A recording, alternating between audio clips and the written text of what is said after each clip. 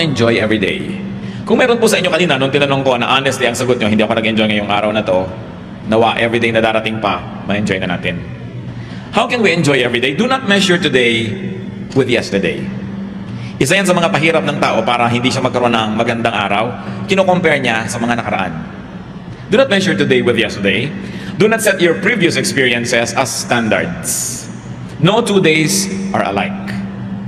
Para pong yung mga Israelites, minimithi nila na makalaya mula sa Ehipto dahil sila yung mga alipin doon.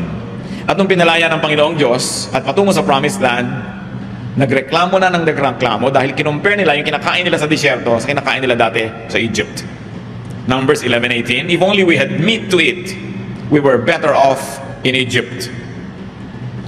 Dahil ang lagi nilang ginagawa, kinukompare nila yung kinakain nila ngayon sa kinakain nila dati, yung karanasan nila ngayon sa kinakain at karanasan nila noon, hindi na nila nakita na bulag na sila sa mga pagpapala na nandito naman ngayon pero wala noon.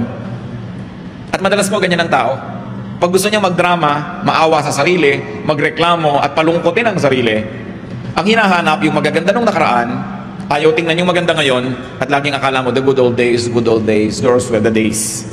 Parang akala mo laging maganda yung nakaraan. So be open for new things. Be open for new angles, be open for new ways of life and looking at things. Sapagkat ang mga bagong alak daw inilalagay sa bagong lalagyan. So ang mga bagong kasiyahan dapat may ibang packaging. Ang ibang mga bagong bagay hindi darating sa mga lumang anyo. Kahit sa espiritu, bago ang espiritu mo, bago dapat ang templo ng espiritu, pati ang puso. Luke 5:37. And no one pours new wine into old wineskins. If he does, the new wine will burst the skins, and the wine will run out, and the wineskins will be ruined. No, new wine must be poured into new wineskins. And if you might stretch the application of this reality in our daily life, new experiences must be perceived from new perspectives. New beautiful things must be seen through new frames. Hindi dapat lagi tayong alipin ng nakaraan. Hindi dapat lagi yung kino-compare, buti pa nung daddy, ganitong ugali mo, ngayon ganito ka na. Buti pa nung maliit ka pa yung anak ko, lagi niya akong niyayakap, ngayon malaki na siya, hindi na niya ako niyayakap. Pero nalimutan mo na hindi mo na rin siya pinapaliguan, hindi mo na siya inaalagaan ng sobra. Parang lagi na lang kinokonsentrate natin yung nawala na gusto natin, hindi natin tinitingnan yung dumating na bago, na dating wala dun sa gusto natin. Another way to enjoy every day is do not attempt at repeats. Yung mga naghahanap ng repeat, kadalasan yan, nabibigo. Yung mga anniversary, this is an attempt at repeat. Gusto mo yung nangyari last anniversary, mangyari uli ngayon. Yung nangyari nung huling pista, mangyari rin sa pistang ito. Yung nangyari nung huling birthday mo, mangyari rin sa birthday na ito. Nakakahon ang isip ng tao, hindi niya tuloy nakikita yung mga bago na dapat niyang ikatuwa. Lamentations 3:23, they are new every morning. Great is your faithfulness. Ang pinag-uusapan yung faithfulness ng Diyos. Maliban na lang na hindi totoo ang Biblia, therefore the faithfulness of God is new every morning. And because it is new, it must be welcome. It must be received with celebration. Its new experience is new. Walang repeat. Napakahirap po sa lahat ng gusto nyo repeat. Halimbawa, uy, nanalo tayo sa dance contest last year, kailangan manalo rin tayo ngayon. Repeat. Yung basketball team natin, nanalo nung isang liga, dapat manalo rin ngayon. Repeat. Ganito ang itsura mo nung last party, so ginagaya mo na, lagi repeat. Meron nga po ako isang babaeng nabati nun sa church. Ang tagal-tagal na. Yung buhok niya parang napakalakas yata ng hangin na nagpunta lang sa isang tabi. One-sided yata ang tawag doon.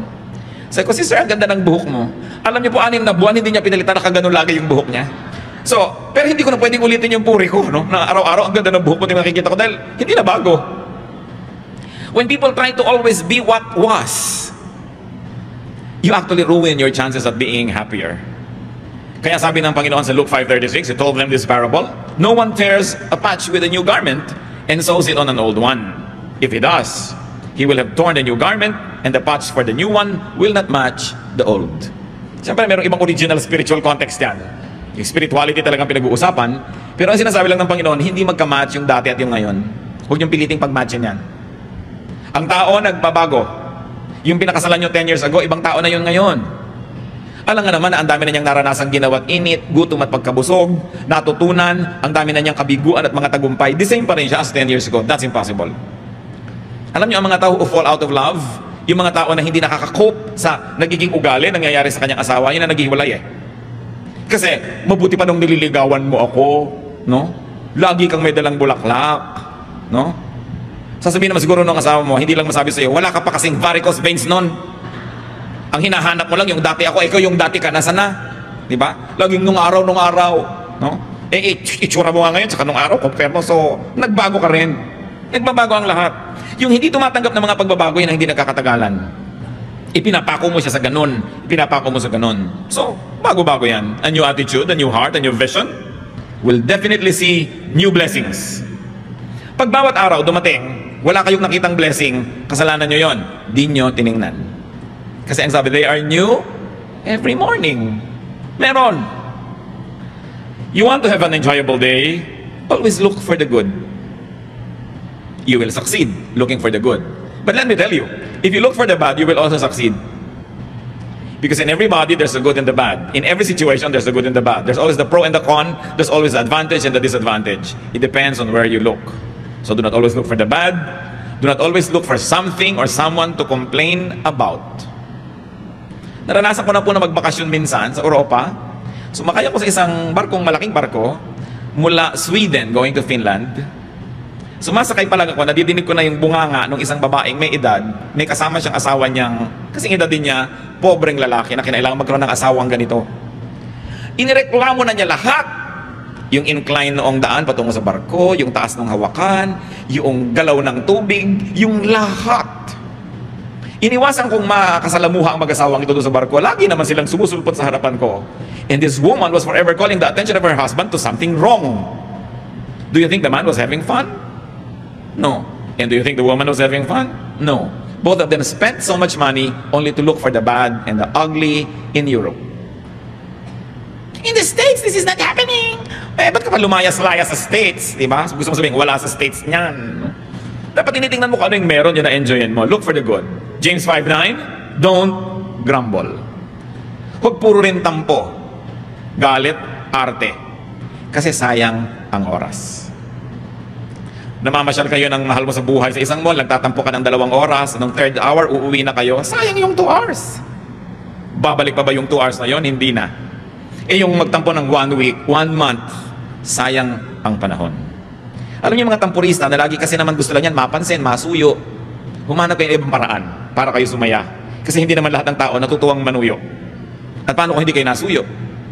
Napakahirap niyan. Minsan inaaway mo yung asawa mo, away ka ng away. Sa sobrang kaaaway mo, ikaw na ngayon yung masama. Ang ending, ikaw ang nagsosorry. Para ka rin nagtago na walang naghanap sa'yo, lalabas ka rin naman dahil ang hirap-hirap magtago nang walang naghahanap. Diba? At napakahirap niyang nagtatampong walang nanunuyo. So learn. Kung kayo po ay married, ang asawa nyo hindi pala suyo, ibig sabihin, palitan yung gimmick nyo. Humanap kayo ng ibang trip sa buhay dahil maiinis lang kayo lalo. And you will spoil many days, many weeks, many months in your life which could have been invested in happiness. If you want to be happy, be ready for surprises. Be ready for variations. Meron pa akong kilalang babae, sinurprise ng asawa niya. Ano sila? Yung nagsisika pa lang, nagsisimulang mag-asawa. Umuupa pa lang ng bahay, wala pang kagamit-gamit. Alam niyo po ba na itong pobreng lalaki ay sinikap na mag-uwi ng refrigerator na malaki habang namamalengke yung asawa dahil wala silang ref. Sinikap niyang itime yung lahat yon para maging surprise. Yung talagang surprise. Kasapakat pa niya pati tricycle driver para huwag iuwi agad ang asawa niya at gumawa ng delay kung sakaling hindi pa tapos ang delivery. Nakita niyo na yung pagsisikap ng lalaki. Pagdating ng bahay, tadan! Alam niyo sabi ng babae, bibili ka lang pala ng ref, di ka nagtanong, ayoko ng kulay na yan. Kung kayo yung lalaki, anong gagawin nyo? Either i-freeze nyo siya, o hataw nyo sa kanya yung buong ref. Alam nyo, hindi lang yun ang nangyari. Ibibili siya ng mga damit, biglang, hindi ganyan ang gusto kong cut. Laging may reklamo. Alam nyo ngayon, hindi na siya ibinibili. In fact, hindi na siya inuuwi. Totoo yun. Nagsawa na. Mano ba namang masurpresa ka? Hindi kasi yun ang iyong inaasahan. You know, do not spoil something unexpected. Hindi yun ang inaasahan mo, hindi na yun ang dapat mong ipagbunyi. Meron pa pong isang tao nagregalo ng isang gadget sa isang kaibigan. Ine-expect niya talagang surprise, matutuwa. Ang nabasa sa mukha nung binuksan ng regalo, disappointment. Kasi iba ang ine-expect niya.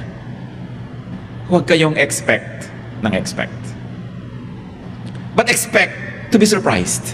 Then you'll be happier. Pag lagi ang inaasahan nyo, may script ang buhay, may specification ang darating na regalo, may script ang sasabihin ng mahal nyo sa buhay, mabibigo kayo lagi. Kung minsan may nag-aaway, hindi naman balak talaga mag-aaway. May sinasabi ka lang, para mapasabi mo lang siya ng gusto mong marinig. Eh, hindi yun ang narinig mo. Nagalit ka na ng totoo, nag-away-away na kayo. Don't always box in yourself. And don't put everything in a box. Be ready to be surprised. Habang nag-uusap po tayong ganito mga kapatid, isip-isipin nyo na mga sarili nyo. Gano'ng karaming beses na ang nagmamahal sa inyo, nalanta, nawala ng gana, nabigo, dahil hindi nyo in-appreciate yung surprise niya. We should be willing to be surprised. The weather is not the same every day. We should be willing to accept variants. Mga iba, pagkakaiba-iba ng mga bagay, configurations are never the same. Sabi nga sa 1 Corinthians 15:39 to 41, all flesh is not the same. Men have one kind of flesh, animals another, birds another, and fish another. There are also heavenly bodies and there are earthly bodies, but the splendor of the heavenly bodies is one kind, and the splendor of the earthly bodies is another. The sun is one kind of splendor, the moon another, and the stars another. And stars differ from stars in splendor. So yung mga tao, hindi kino-compare yan. Huwag mong hahanapin kay Juan ang na kay Pedro, but enjoy ko ano yung na kay Juan, enjoy ko ano yung na kay Pedro. Hindi yung lagi mong pinag-compare. Ganon din po ang mga araw. Each day is new. Each day is different. Each day is unique. It is impossible that there will be 2 days that are the same. Una, iba yung date, hindi na yun babalik. Iba yung posisyon ng araw, iba yung temperature, iba yung moisture, hindi yan pare-pareho. Kung lagi mo hahanapin yung gusto mo lang na klima, maraming mga araw, hindi ka mag-enjoy. So kung ano yung nandun, tanggapin. Make the most out of it. How else can you enjoy every day as worshipful activity, ha? Hindi yung nyo makasarili, narcissistic activity, but an activity that glorifies God. Because it is God who is the giver of every day.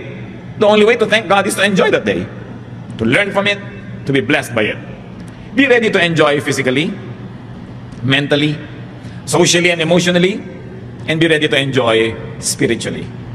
Now, you cannot always do that every day, not all of them. So, nag-iisip ka, may sakit ako ngayon, mabigat ang pakiramdam ko, magre-reklamo ba ako sa Diyos? O mag-enjoy naman ako spiritually?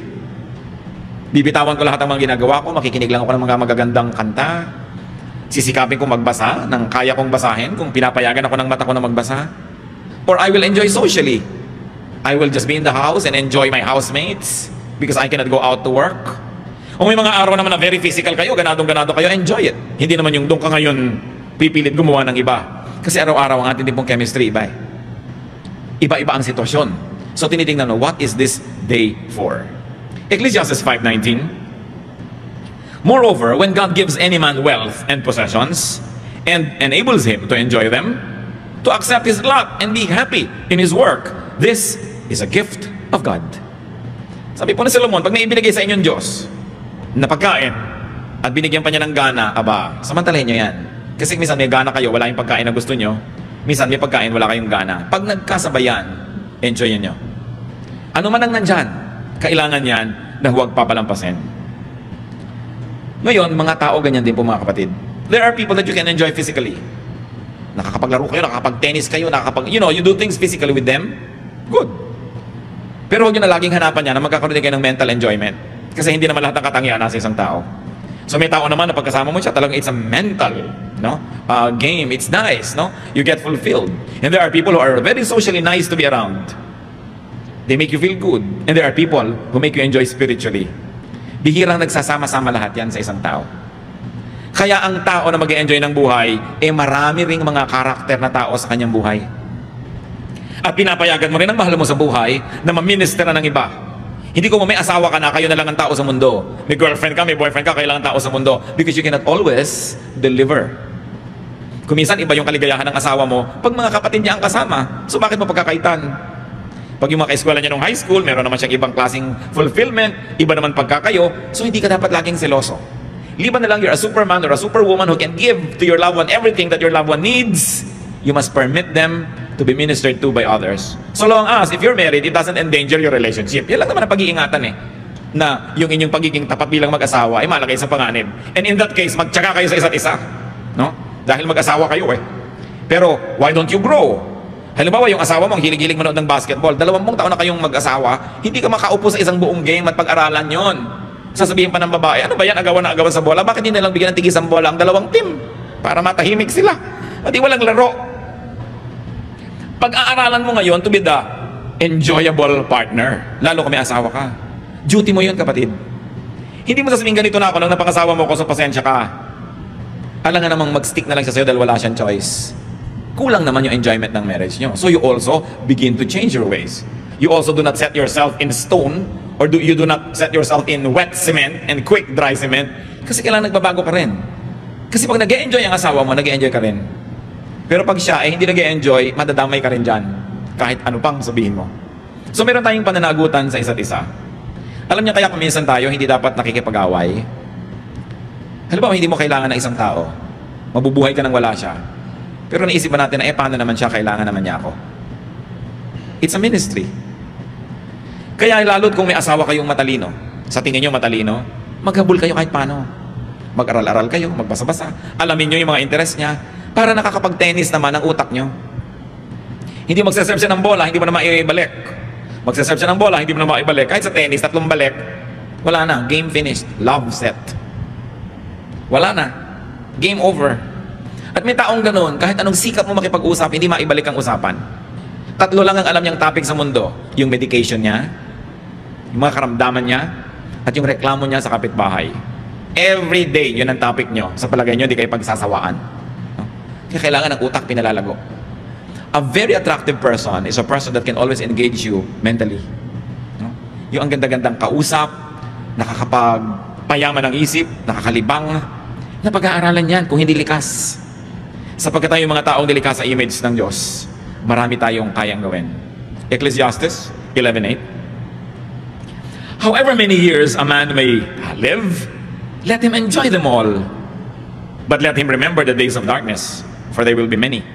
Everything to come is meaningless. So don't put your life on hold just because you are saving, just because you are studying, just because you're preparing for some future glory or accomplishment. Do not put your today on hold. You must also learn how to live to the fullest. Although you are anticipating greater joys or greater fruitfulness in the future, but no day, no week, no month must be ignored, because it's a gift and it will never return. Be willing and be able to enjoy. Napaka-importante po ang ganitong mga katotohanan. Ang simple-simple, bakit natin pinag-uusapan? Kasi yung maraming simple ang nalilimutan ng tao. Ang mga Kristiyano, alam na alam yung mga doktrina. Anong uri ng mga bautismo? Kailan ba darating si Jesus? At kung ano-ano pa. Pero yung mga pang-araw-araw na buhay, nalilimutan. If you want to enjoy your everyday, you must learn to forgive the unintentional spoiler. Kung kayo nagda-drive, may papark ka na kayo, biglang may nauna, huwag kayong magalit sa kanya. Gusto niya ring pang-park. No? Minsan nag-aabang ka ng bus, naunahan ka ng iba, huwag kayong magalit. Pare-pareho lang kayong gustong umuwi. No? Yung mga nagda-drive na nauunahan, naiiwan ka, pare-pareho lang kayong nagmamadali para makauwi na o makarating sa pupuntahan. Lagi na meron kang nakakaagaw. Pero hindi ka niya kilala. Hindi niya inisip nung umalis siya ng bahay na aagawan ka niya ngayon ng silya o ng linya o whatever. People are sometimes after the same rainbow's end. It's part of life. Don't make it personal. John 13:6-8, no? An unintentional spoiler, si Peter. He came to Simon Peter, who said to him, "Lord, are you going to wash my feet?" Jesus replied, "Do you not realize now what I am doing, but later you will understand?" "No," said Peter, "you shall never wash my feet." Nakita niyo gustong hugasan ng Panginoon lahat yung paa ng mga disciples as a symbolic act. Pero si Peter, nagpapaka-righteous, ayaw niya magmukhang pinaglilingkuran si Jesus. Sabi niya, "Lord, no, I will never permit you to do that." He was spoiling a very beautiful example. Buti na lang, hindi nainis sa kanya si Lord. Nung minsan, sabi ni Lord, pupunta ako sa Jerusalem, mamamatay ako doon. Sabi ni Peter, "No, Lord, I will never allow this to happen to you." Anong sabi ni Lord? "Get behind me, Satan. You are not on the side of God, but of men." Why are we talking about these things, brothers and sisters? Because in whatever you do, there will be somebody who will say, "No, I will never let you do it." Meron laging haharang. Meron laging hahadlang sa inyo. Sinasadya man niya o hindi. Alam man niya o hindi ang ginagawa niya. Meron laging ganon. Huwag niyong personalin. Many people are just underinformed or uninformed or totally clueless. Many people can just be ignorant, or people are just busy living their lives. People are just busy surviving so they can become your competitor. Hindi yun dapat pinepersonal. Kahit na pareho kayo ng nagugustuhan, pareho kayong umiibig, Hindi siya kontrabida sa buhay dahil may karapatan din siyang umibig. Siyempre, pipaibigin niya yung gusto niyang paibigin, kakumpetensya ka, pero huwag ka magagalit, huwag mong pepersonalin. Ikaw man siya, gagawin mo yung ginagawa niya. So napakahalaga meron tayong detachment. That people just have to survive, people have to live, they have to achieve their dreams. They have to earn money, they have to make a living. So may tindahan kami, nagko-compete sa kabila doon, huwag mong personalin. There's always competition everywhere. Ang mga halaman, lagi nagko-compete yan for light. Kaya alam niyo yung mga ibang halaman sa gubat, tuwid na tuwid na tuwid, kaya magandang gawing halige. Kasi nagmamadali yun sa taas para pagdating yun, ikakalat niya yung lahat ng kanyang mga sanga para makuha niya lahat yung araw at wala nang matira doon sa katabi. Kaya ang mga halaman, nakikipag-compete lagi yan for light. Pag nandun yung araw, harapan lahat ng leaves doon. Ano? Pag natakpan ka ng gabi, sorry ka na lang, malaki yung leaves niya. Huwag mong pepersonalin ang buhay. Merong naglalakad ka, natalsikan ka dahil may mga lubak-lubak, umuulan. Hindi naman pinlano ng driver na hahabulin ko ang babaeng kung nakaasul at papatalsikan ko siya ng tubig. Natalsikan ka eh. No? Pero dahil lang doon, sisirain mo yung araw mo, galit na galit ka na, aabangan ko ato bukas, hagis ako ng pako ang kalsada para ma-flat ang gulong niya. Puro evil na yung laman ng utak mo, sa palagi mo sinong lugi. Kahit masira mo yung kotse niya, lugi ka rin dahil sinira mo na rin yung puso mo. Baka marami kayo ngayong mga kinakainisan, mga galit kayo, may tampo, pero huwag niyong personalin. May karapatan din siyang mabuhay. At gusto lang niya sigurong mabuhay. You want to enjoy every day? Be easy. Dapat ang tao mababaw. Huwag sobrang laliman dahil wala naman lagi magtsatsaga na hukayin kayo. No? Ginto lang, parang hinuhukay-hukay ang kakaila-ilaliman ng lupa. Ngayon kung ikaw lang naman yung nagpapakalalim-lalim, baka walang magtsaga na maghukay sa'yo. Maghanap sa'yo, maghabol sa'yo. Sabi ng mayaman na lalaki sa Luke 12:19, I'll say to myself, you have plenty of good things laid out for many years. Take life easy, eat, drink, and be merry. At alam nyo na ito isang bad example ng tao. Hindi dahil gusto niya to eat, drink, and be merry. Kasi ang sabi ng Bible, what about tonight, your soul is extracted of you? Sinong makikinabang sa mga ipinundar mo? So ano pa yung tunay na lesson dyan? Huwag kang maghintay ng napakarami pong naipundar bago ka mag-enjoy. Kasi baka matapos mo mag-ipon, namatay ka na, bukas iba ang mamana. Iba ang mag-enjoy. So kaya may naipon ka kay wala, kaya marami kay konti, learn how to enjoy the day. At ang nakakatuwa po, mga kapatid, bawat budget may katapat na nabibili. Nakita nyo, kung hindi totoo yan, bakit yung mga ang liit-liit ng kita, buhay pa rin? In fact, yung mga walang kita, buhay din. Because sabi nga ng isang pelikula, ano ba yan, Jurassic Park, life finds a way. Kaya may kesong ubod ng mahal. Pwede kang gumastos ng 10,000 pesos sa isang pirasong keso, no? Meron din naman na ubod ng mura kasi nipis ng blade. Pag humangin, habol-habol mo ang keso mo. Pero keso pa rin, di ba? May tinapay na ang mahal-mahal, may ang mura-mura, may laman pa sa loob ng nyog. Okay, may laman pampalaman na kulay-pulay pala, mga lumang tinapay din yun na dinurog at kinulayan. Bawat budget may katapat. Yun ang mga mahilig magpa-food spa, may food spa pa na 20 pesos. No? Hindi ko na lang alam kung sa kaning baboy ibinababad yung paa mo, pero food spa rin. Para ka rin doon yan, nangunguya ko, ikaw nakaupo ka sa balde, tapos kumakain ka ng banana kayo, feeling rich ka rin kung marunong ka maglibang sa sarili. Merong spa na 3,000, meron 199 full body massage pa. No? Langis na nga na pinagprituhan ng hasa-hasa ang ilalagay sa'yo, pero langis pa rin yun, dudulas pa rin yung masahe. So may katapat ang lahat. Sabi nga nila, pusali man ay may katapat na langit. So tatanda mo yan, pusali man ang kalagayan mo, may katapat kang langit, marunong ka lang tumingin. Napakahalaga, nag-i-enjoy tayo niyan. So, babaan ang kaligayahan, hindi laging tinatasan. At ang pinakamahirap niyan mentally, alam niyo kung masyado kayong marunong, halos wala na kayong makausap. So paminsan-minsan, magpapanggap ka ring mangmang ka para ka matawa ng malakas. Kasi ang mga mangmang, mas masasaya. Mas malalakas tumawa, yung mabababa ang IQ. Uy, pinigil ang mga tawa. Di ba? Mas tawanan ng tawanan yung mga nonsense ang usapan. Ginagaranti ako sa'yo, hampasan pa, gulungan. Sigurado walang kalatoy-latoy yung pinag-uusapan nito. Pero, masaya. Di ba ang mahalaga at the end of the day, masaya ka. Pero siyempre, binabalance mo rin yan. Pero pinag-uusapan natin, how do you enjoy every day? Adjust ka sa katapat mo. Hindi lagi kang maraming requirements. And be humorous.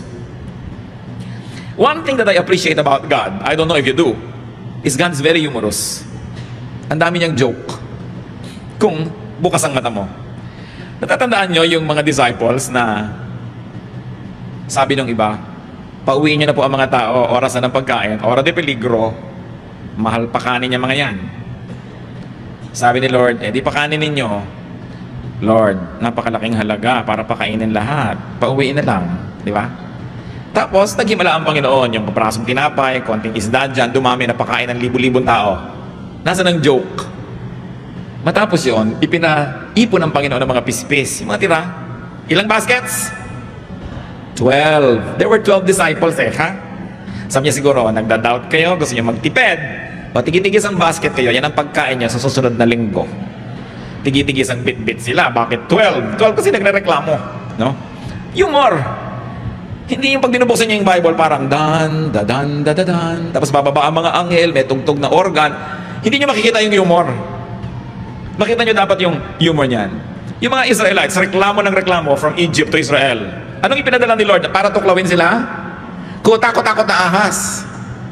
Kaya pag may ahas na lumalabas, ahas! Takbuhan sila, di ba? Takot na takot sila. Sabi ni Moses, Diyos ko naman, maawa kayo sa mga tao. Tigilan po natin ito, kawawa sila. O sige, Moses, gumawa ka ng ahas. Bronze snake, sabi niya. Ilagay mong gano'n sa mataas na poste, at lahat ng natutuklaw, titingin sila doon para gumaling. Yung kinakatakutan nila tumutuklaw sa kanila, yun ang imahen ngayon ang titingnan nila para sila gumaling. Pag hindi humor yun, ewan ko kung ano yun. No? Sabi sa nila, ayan, kung sa Canada pa, diyan ka bumangon. Ahas ang nagbigay sa inyo niyang danger. Ahas. Form of a snake. Kaya ang logo po ng medicine, yung ahas di ba? Na nakakapit doon sa poste. Yun. Kasi nagpapagaling daw yung ahas. Subukan nyo. No? Kaya napaka-humorous Pero yung ahas, kinakatakutan ng tao. Yun pa yung image ng pagpapagaling. Pag hindi nyo tinignan ng gano'n ng Biblia, hindi kayo mag-enjoy. No?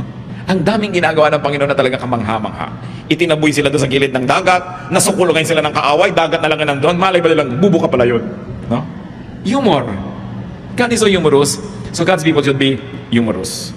Psalm 126, 2-3. Our mouths were filled with laughter, our tongues with our songs of joy. Then it was said among the nations, the Lord has done great things for them. The Lord has done great things for us. We are filled with joy. Are you filled with joy? Alam niyo po isang nakakatuwa na mangyari, at salamat na lang sa Pilipinas, maraming ganitong eksena. Yung mga third world drama. Subukan nyo sa mga siksikan na eskinita, sa mga palengke. Kung makikita nyo lang yung baha, yung baho, yung sikip, hindi kayo mag-enjoy. No? Pero tingnan nyo yung mga nakakatawa. Ang dami-dami. Ang dami-daming nakakatawa.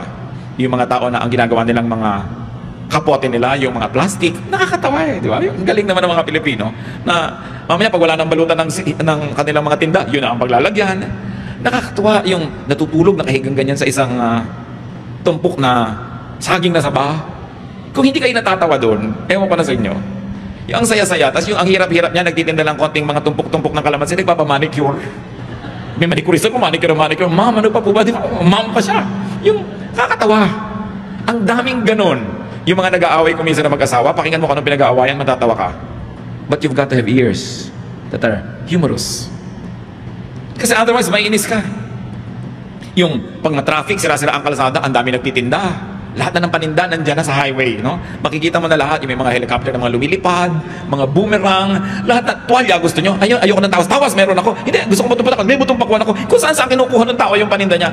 Pag hindi pa kayo naaliw dyan, may problema kayo. No? Pati yung mga magkakapit bahay, minsan mayayamot ka dahil ang lakas-lakas ng tugtog. Pero actually, kung titingnan mo rin, sakyan mo lang, mag-e-enjoy ka rin kasi wala kang gastos sa kuryente, may musika ka. So, tingnan nyo yan. Be humorous. In fact, humor every day. Humor every situation. Pag hindi nangyari yung gusto nyo mangyari, hanapin nyo kung anong nakakatawa. Nakapila kayo ang haba-haba, naranasan ko na to noon. Well, I have friends who are very, very helpful. Kung ano man ang kailangan ko sa gobyerno, passport, anything, NBI clearance, iti-deliver sa akin yon. Pero kung minsan ginagawa ko yon talaga, pumipila ko doon kasi gusto ko maranasan ng nararanasan ng lahat ng tao. Nakapila kami sa NBI na ganyan, ang tagal-tagal ng pila. Ang init-init, sari-sari. Alam nyo, mamaya, meron doon sa pila, isang babae at isang lalaki, nagdadrama na sila, kunwari ligawan. At binubuyo-buyo naman ng mga tao, nagkakantsaw-kantsawan sila, may nagpari-parian, ikinakasal sila, doon sa pila. Hindi ko lang alam kung itinuloy nila pagkatapos. Pero nakaka-imbento lagi ang Pilipino ng kasiyahan, kahit ano pa ang kalagayan. Nakita nyo, nagkuku, may mga nagtitinda ng lobo, di ba? May mga kumakanta, only in this country. So when you say only in the Philippines, say it positively. Kasi we know how to celebrate life. Kahit konti-konti ng pera, kahit hirap na hirap, nakakagawa ng paraan para sumaya ang tao. At yan ang mahalaga natin lagi ma-appreciate. And as I have said kanina, you want to be happy? Don't get too personal. Huwag niyo sabihin, pinagkakaisahan ako ng buong mundo. You and me against the world. Hindi kayo ganun ka-importante para pagkakasayahan ng buong mundo na guluhin kayo. Yung ang buong mundo, nagkaisa, nagsapakat para pahirapan kayo, hindi kayo gano'ng kahalaga para pansinin kayo ng buong mundo. So don't exaggerate. Huwag yung idrama na ang buong mundo, kinakawawa ako, pati ang Diyos, tinalikuran ako. You know, nakakapagod tumalikod kaya hindi ka tatalikuran ng Diyos. Sabihin, kinalimutan ako ng Diyos. Paano yun? Paano niya gagawin yun? Alam niya ang lahat. Ang hirap-hirap namang makalimutan ka niya. Sobrang effort ng Diyos para ka makalimutan. Dahil ang natural, maalala ka niya. So yung sasabihin, nakakalimutan ako ng Diyos. Pinagtatakloban ako ng langit at lupa. At salaga, idadamay ang lahat para ka lang maipit. Pagtatakloban ka ng langit at lupa. Yung ganyan mga madramang salita, nakaka-influensya ng attitude natin. Huwag niyong personalin, no? Dahil talagang panapanahon lang ang buhay. At totoo yung swerte-swerte lang yan. Huwag kayong laging nagagalit sa nangyayari sa inyo na parang ipinlano ng lahat ng langit na ganun yun. Ecclesiastes 9:11, I have seen something else under the sun. The race is not to the swift or the battle to the strong, nor does food come to the wise or wealth to the brilliant or favor to the learned. But time and chance happen to them all. Maraming Christian allergic na sa salitang swerte. No? Alam nyo, ang bagong magandang balita, Tagalog version. Alam nyo pa na Tagalog yung but time and chance happen to them all? Sabi, talaga lang may dinarat na ng malas. Kung gusto nyo makita sa Biblia, nandun. Dahil yan talagang yan. At yung paniniwala ko minsan, ay sinuwerte lang minalas, napakalaking ibinibigay sa Pilipino na comfort. Kasi hindi mo laging iniisip na talagang tinalikura ka ng Diyos, talagang ganito na lang. Kundi, nataon lang eh. Nagkataon, huwag mo personalin. Naglalakad ka, may nahulog na Skylab sa ulo mo. Diba? Hindi naman laging nahuhulog yan. Try again tomorrow. Alam ka namang tatamaan ka na naman yan. Sobra na yon. So sabi mo, ay nagkataon lang kasi naman naglalakad-lakad ako kung bakit sa akin pa nahulog yung building. Nandun ka kasi sa lugar na yon, nangyari. So huwag mong indahin at huwag kang magalit sa buhay. It happens. So, sabi na Ecclesiastes 9:11, time and chance happen to them all. Sabi niya, hindi ko mo mabilis na nanalo sa karera. Hindi ko mo malakas mananalo sa digmaan. Hindi ko mo matalino magkakapera. Sabi nga, swerte-swerte lang talaga yan. So huwag mong masyadong personalin. Lagi mo na lang subukan muli. Always do your best at huwag kang madadala. We can go on and on mga kapatid. Pero bakit ko sineshare sa inyo ganitong mga bagay? Dahil ang buhay, maraming problema, maraming bigat, maraming pagluluksa, may mga time na may sakit, may namamatay. Doon na lang kayo talaga malungkot sa dapat ikalungkot. Pero yung mga pwede namang paligtarin nyo at pasayahin nyo. I-reserve nyo na lang yung luha nyo sa talagang dapat iluha. At sinabi sa Biblia, marami naman yung araw na yun. Hindi kayo mauubusan sa isang lifetime. So please, huwag nyo nang palungkotin ang hindi naman talaga malungkot. Mag-a-outing kayo, nainis lang kayo nung umaga dahil nakalimutan yung karne at yung uling lang ang dala sa barbecue. Eh di kainin nyo ang uling. O mag-charcoal painting kayo. O mag-fasting kayo. Pero huwag nyo sabihin, sira na ang araw ko, sinisira nyo dahil lang sa kapraso. Ina-exaggerate nyo. No? When there are rats in the ship, you kill the rats. Don't sink the ship. So sa relasyon nyo sa inyong asawa, mayroong mga konting problema, huwag niyong palakihin para lang magka-excuse kayo na iwan na siya. Lutasin nyo. Mayroon kayong mga konting problema, huwag niyong palakihin para lang kayong magalit sa buhay. Maliit lang yun. Paliitin nyo palalo at isipin nyo kung ano yung maganda. At the end of the day, it is not what happens in the day that makes it good or bad. It is your attitude. It is your attitude. The same heat that melts the wax hardens the clay. Maglagay kayo ng kandila sa isang oven, tunaw. Maglagay kayo ng palayok na basapat, ginagawa pa lang, titigas. Tumigas yung isa, natunaw yung isa. The same heat. So every day, depending on what you want to be, you have to decide if you're going to be wax or if you're going to be clay. Because the same heat will be there. It's your attitude. Ang nagpapasaya sa tao ay hindi ang nangyayari o ang hindi nangyayari. Kung paano niya ito tinatanggap. At kung paano niya ipinapamuhay. There is really very seldom any bad day. Usually there is just a bad attitude. So enjoy your day. Because when you enjoy your day, the day also enjoys you. And God enjoys you. And people enjoy you as well. So isa rin nating tungkulin sa ating kapwa na mag-enjoy. Because we cannot give what we do not have. When you make yourself happy, in fact, even if you have to exert an effort, you're actually preparing to minister to others so that you can make them happy too. But if you make yourself miserable, you will not be able to pass on happiness to others. You will only make them miserable as well. It's a matter of choice. So babalik ako sa tanong ko kanina, have you enjoyed your day? Kung hindi nyo masyado yan na-enjoy, reviewin nyo agad kung anong attitude nyo ang hindi nagpa-enjoy. No? At may natatira pa sa maghapon na ito, hindi pa tapos. At may bukas pa ulit. Pero meron pa akong gustong iwan na isang napakahalagang paalala, mga kapatid. Every day, each day, is all important. Huwag niyong babaliwalay na isang araw. Kasi kung walang araw na to, walang bukas. Subukan niyong mamatay ngayon, wala na kayo bukas, di ba? So hindi pwedeng ignorin ang day na to, dahil kung dito kayo ngayon namatay, wala nang bukas eh. Kung dito kayo ngayon nagpasya na magiging malungkot sa buong buhay niyo, lulungkot ang lahat. Every day is a link. And no part of any link is unimportant. Pahalagahan niyo bawat araw. Ito yung gigising kayo, salamat Lord. Hindi yung naku, umaga na naman. Yung Lunes na naman. Trabaho na naman. Alisan mo naman ang trabaho, pila uli, apply. Salamat Lord, may trabaho. Pag naman natin yung amo nyo, ay salamat, ito yung boss ko. Diba? Salamat, may opportunity ako na magpalapad ng papel. Salamat, ito yung asawa ko, hindi ito na naman yung asawa ko. Siguro naman, di ko na kailangang ulitin lahat, mga kapatid. Attitude lang yan. It's a matter of choice. Without today, tomorrow will not come. And most of the time, how you shape today defines the shape of tomorrow. So don't waste any single day. For all you know, it can be our last. So dapat binavalue yan. Diyos, salamat po sapagkat ang araw na to hindi pa tapos. Meron pa kami pwede ma-enjoy ng mga sandali. Pinagpapasalamat namin kung kami nagkaroon ng mga kasiyahan sa maghapon na ito. At kung kami nakapagdulot din ng kasiyahan sa iba, lalo na po sa inyo.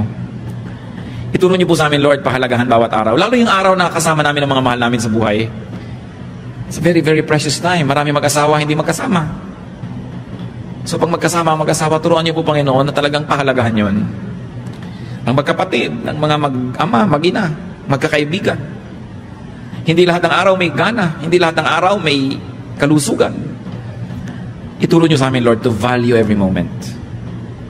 Not to kill time, not to be bored, but to fill ourselves with excitement and with life and with fruitfulness. Magbulay-bulay tayo sandali, mga kapatid. Baka meron tayong crime against time, crime against the day, that we ignore it. Na pinapayagan nating masira. Kung minsan tayo pang sumisira, tapos sisirain natin ang araw ng iba. You cannot kill time without harming eternity. Magbulay-bulay tayo. Lasapin natin ang kagandahan ng buhay. Humingi tayo sa Panginoon ng matang nakakakita ng magagandang bagay na dapat ipagpasalamat kung yan ang kulang sa atin. The same sun rises on everybody. Everybody has 24 hours every day. We breathe the same air. Pero bakit merong iba masaya, merong hindi? May masayang mahirap, may masayang mayaman. So wala sa kahirapan, wala sa kayamanan. May masayang lalaki, may masayang babae. So wala sa gender. May masayang single, may masayang may asawa. May miserabling single, may miserabling may asawa. So wala sa sitwasyon. It all boils down to attitude. Dear God, teach us to review our attitude. Ipakita mo sa amin, Lord, kung meron kaming masamang ugali, masamang pag-iisip na sumisira sa pananaw namin sa buhay. Lalo yung attitude ng inggit, attitude ng pananaghili, pagsiselos, yabang. Linisin mo kami, Panginoon. At ang puso namin lagi maging handa na tumanggap ng mga bagong pagpapala araw-araw. Be with the Lord in some moments of silence, and may all be blessed.